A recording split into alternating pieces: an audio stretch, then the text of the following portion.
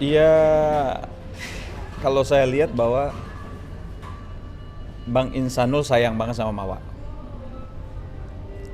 Dia nggak mau rumah tangganya juga berantakan. Dia pengen baik-baik aja. Selama Allah mungkin mentakdirkan dia bisa mempertahankan rumah tangga dengan Mawa, ya itu harapannya. Itu harapannya gitu loh. Jadi dia pengen semua eh, apa ya? Ya mungkin ada hilaf, ada salah dari dia. Ya, sebagai manusia biasa dia minta maaf lah, ya kan. Tetapi dia berharap dan memohon perlindungan kepada Allah. Apapun nanti keputusannya, ya kan. Apa yang terbaik menurut Allah, insya Allah Bang Insanul akan sami'na wa ta'na Jadi gitu. artinya Bang Insanul masih ingin mencoba mempertahankan rumah tangga Oh, antara oh pasti gitu, pasti. dengan Inara juga, Bang? Iya pasti, pokoknya dengan para pihak itu dia nggak mau ada Perceraian. iya nggak mau ada keributan lah gitu. Dia pengen suasana dari baik menjadi baik aja gitu loh.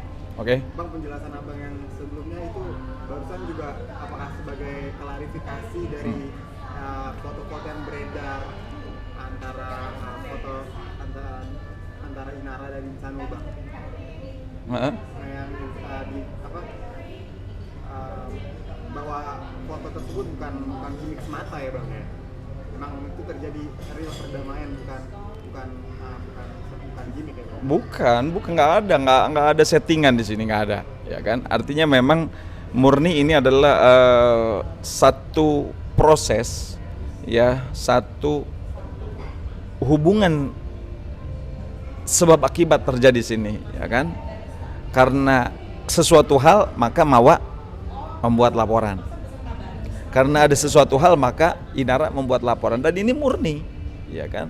Makanya membuat Bang Insanul Fahmi itu sempat cerita ke saya, kan dia juga sebagai manusia biasa, ya dia sempat panik lah gitu kan. Dan dia berusaha untuk mencari solusi bagaimana yang terbaik untuk menyelesaikan persoalan ini, dan dia nggak mau salah langkah, maka dia minta petunjuklah ke Buya gitu, supaya dia tidak salah mengambil satu keputusan. Mudah-mudahan apa yang dinasihati oleh Buya itulah yang terbaik, dan itu harapannya gitu loh. Jadi tidak ada settingan di sini. Mereka ini kan negara hukum, nggak mungkin lah mereka membuat laporan, kan pasti ya berdasarkan bukti-bukti kan gitu. Begitupun dengan Mahwa dan Inara, kan semua pasti dia punya dua alat bukti lah minimal gitu loh. Nah maka karena persoalan ini Insanul meminta saya untuk mendampingi beliau, ya kan. Hari Jumat lalu ya terjadilah pertemuan, walaupun ada persitegang tapi itu bisa di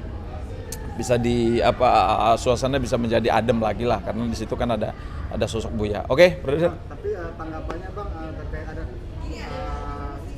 statement Mawa yang bilang udahlah kalau mau sama Inara ya udah saya ikhlasin gitu, kayak gitu-gitu, Bang. Mungkin tanggapannya Abang seperti apa, Bang? Ya kalau itu kan hak masing-masing pihak ya, hak personalnya dari Mbak Mawa, ya kan dia sendiri yang merasakan bagaimana pernikahan dengan Insanul Fahmi. Kan kita dari luar hanya bisa melihat aja kan, yang merasakan tuh pasti Mawa dan Bang Insanul sendiri, ya kan.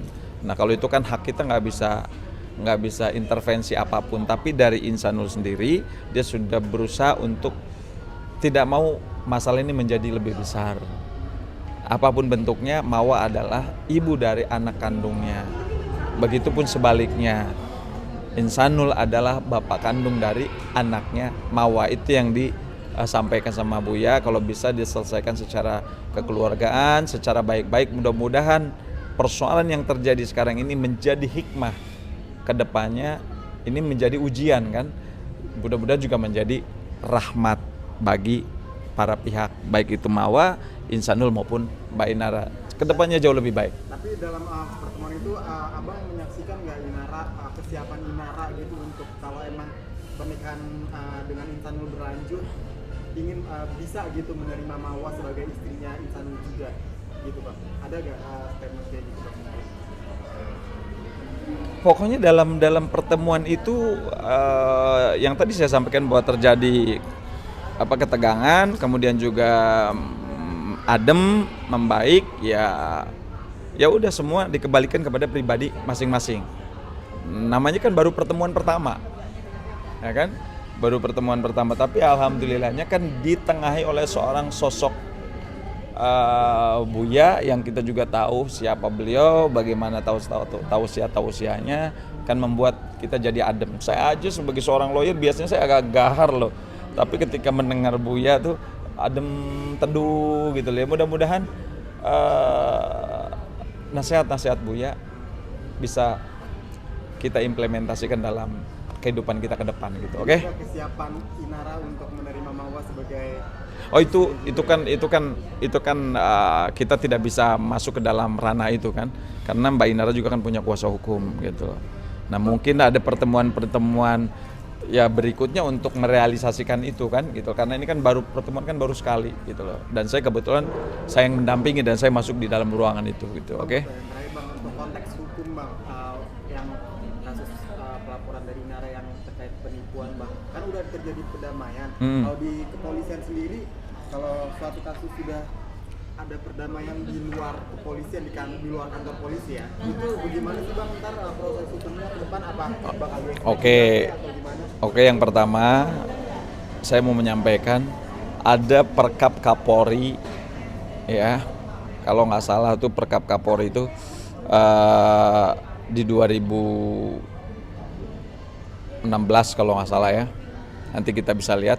Jadi Perkap Kapolri yang berkaitan dengan restoratif justice, artinya persoalan pidana atau perkara pidana jika memang bisa ya diselesaikan secara kekeluargaan itu jauh lebih bagus. Yang penting hak korban yang merasa dirugikan itu dikembalikan, dipulihkan kembali, artinya dilakukan rehabilitasi terhadap hak korban.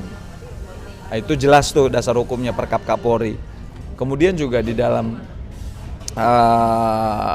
undang-undang yang kita godok sekarang ini, restoratif justice didahulukan ya. Kalau memang para pihak sudah sepakat, itu tinggal bagaimana kedua belah pihak ini mereka menandatangani ya kan, hak-haknya dikembalikan ke dalam kondisi semula. Ya udah, tinggal nanti polisi kan bisa membantu untuk mendamaikan mereka, kemudian bisa mencabut laporan karena kan ini delik aduan. Tetapi ada juga dalam teori hukum pidana bahwa proses perdamaian juga tidak serta-merta menghapuskan proses pidana yang lagi dilaporkan, ya kan, yang lagi diproses gitu loh. Jadi itu semua kembali nanti bagaimana kewenangan subjektif daripada kepolisian gitu ya. Tetapi biasanya kalau delik aduan, pencemaran nama baik yang begitu-begitu itu adalah kalau biasanya kalau sudah terjadi perdamaian, sudah dicabut, biasanya polisi tidak ada kewenangan lagi untuk melanjutkan. Tetapi kalau delik pidana murni, walaupun terjadi perdamaian, tidak serta-merta menghapuskan proses pidana. Jadi tetap itu berlanjut gitu. Tetapi di Indonesia ini kebiasaannya ketika sudah berdamai maka ya udahlah gitu. Oke? Artinya tetap aja ini kan delik aduan, berarti tetap harus ada yang ditandatangani ya. Iya. Baru kemarin apakah udah ada perjanjian perdamaian yang udah ditandatangani? Belum ada apapun yang ditandatangani ya. Oke? Siap.